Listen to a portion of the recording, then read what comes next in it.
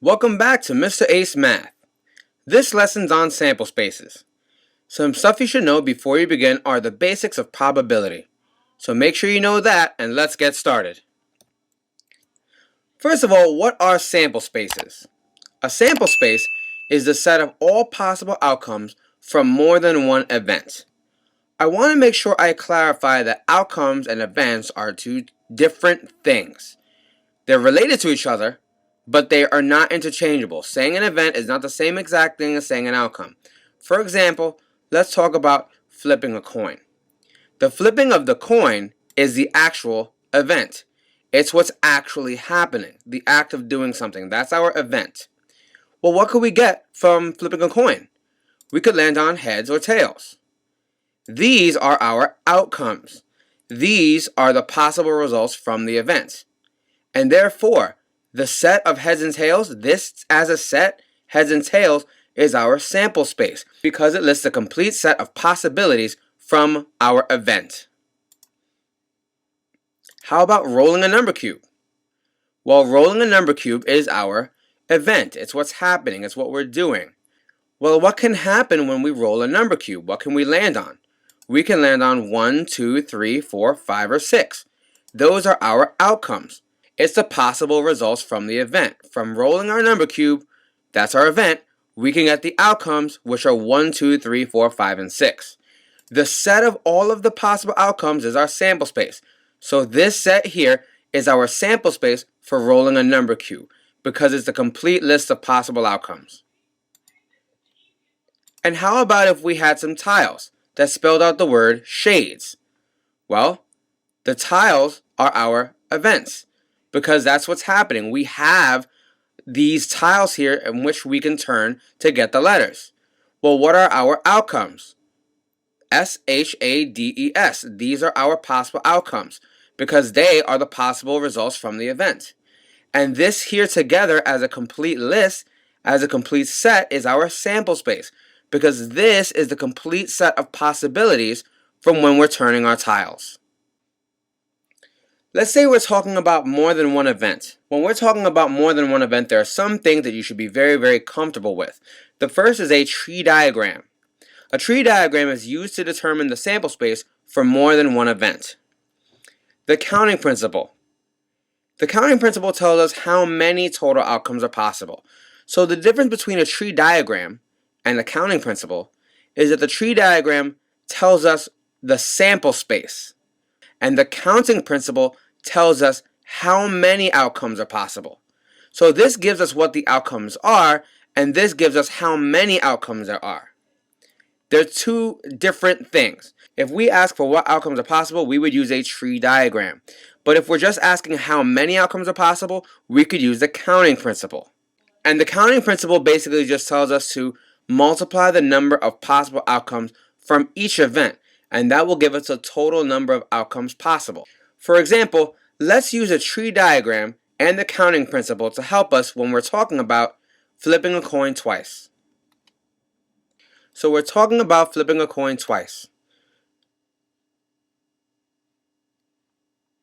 So here I have my events and the last column is going to be my sample space.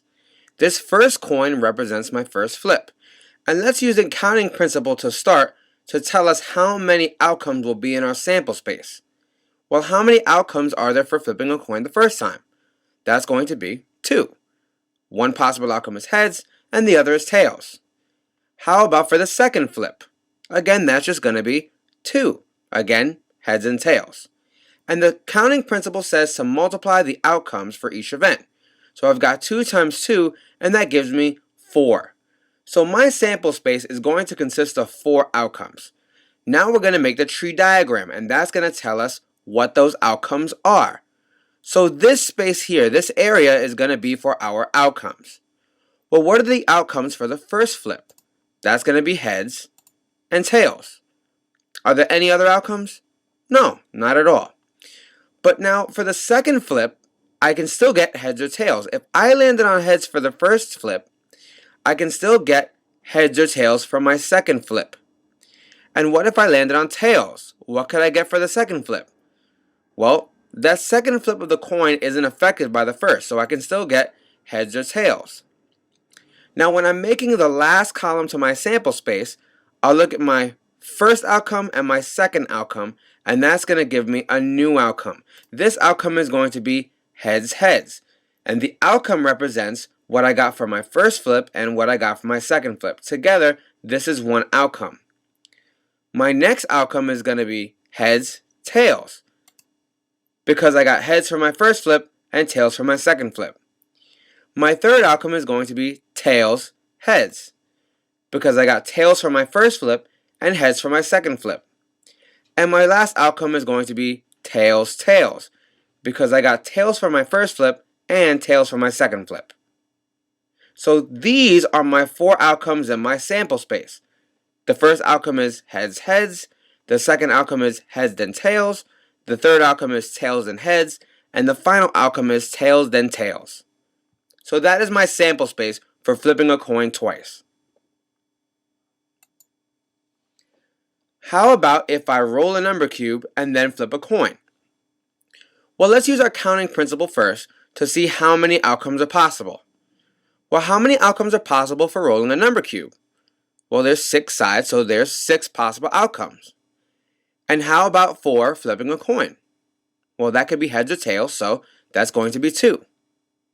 So that means, based on my counting principle, I can multiply the outcomes here, and that's going to give me the number of items in my sample space, the number of outcomes.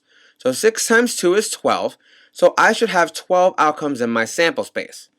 Now I'm going to make the tree diagram, and that's going to help me determine what those outcomes are. So let's say I roll my number cube first. Well, what are my outcomes for rolling a number cube? Those would be 1, 2, 3, 4, 5, and 6. Now remember, the first event and second event are independent. They really don't affect each other. What I got on the number cube isn't going to affect what I get on my coin at all. So let's talk about the 1 first. If I roll a 1, what can I get for the coin? I could still get heads or tails. What if I roll a 2? I could still get heads or tails. What if I roll a 3? I could still get heads or tails. If I roll a 4, I could still get heads or tails. If I get a 5, I could still get heads or tails. And if I roll a 6, I could still get heads or tails. It seems a little repetitive, but that helps us to get the sample space. So what's the first outcome of my sample space going to be? Remember, I have 2 events. The first item in the outcome is going to be my number for the number cube, and the second is going to be my outcome for the coin. So my first outcome is going to be 1s then heads, then 1 then tails, then 2 then heads, then 2 then tails, and it goes on and on.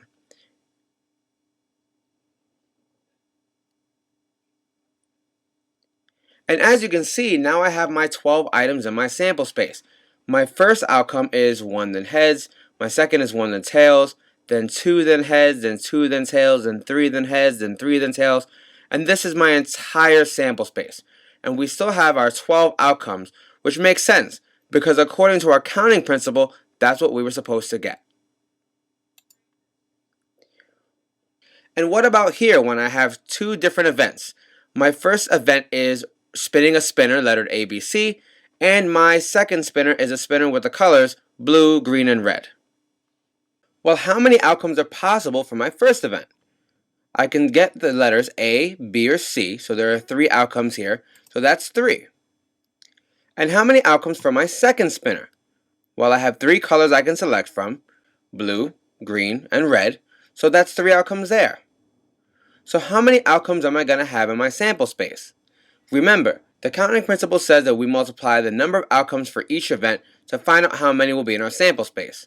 So 3 times 3 is 9, so we should have 9 outcomes in our sample space. So let's make a tree diagram. What are my outcomes for my first spinner? Well, I can select the letters A, B, or C. And how about my outcomes for the second spinner? Well, let's say if I landed on A for my first spinner, what colors could I get from the second spinner? It's not affected by the first spin at all, so I could still get blue, green, and red. What if I land on B for the first spin? I could still get blue, green, or red. And if I land on C for the first spin, I could still get blue, green, or red. So what's going to be my first outcome in my sample space? Well, I landed on A and then got blue, so my first outcome is A then blue. and then A then green, followed by A then red, and it goes on until I get to the very last line of my tree diagram where it's C then red, which makes this outcome C then red. Well, how many outcomes do I have in my sample space? I've got 1, 2, 3, 4, 5, 6, 7, 8, 9, which is exactly what we said we would get based on our counting principle. And again, this entire thing is a complete set of outcomes from spinning our two spinners, therefore that is our sample space. So here's your pause and practice. Just pause and practice. When you're done, unpause the video. After a 3, 2, 1 countdown, your answer will be displayed. Go.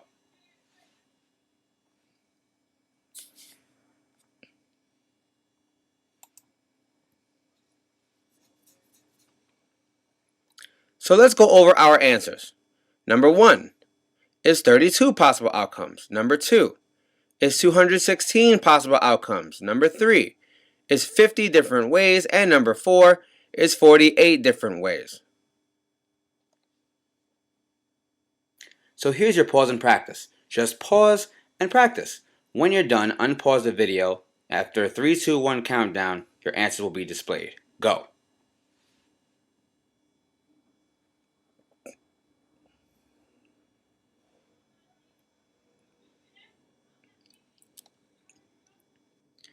So let's see what our answers would look like on the next page.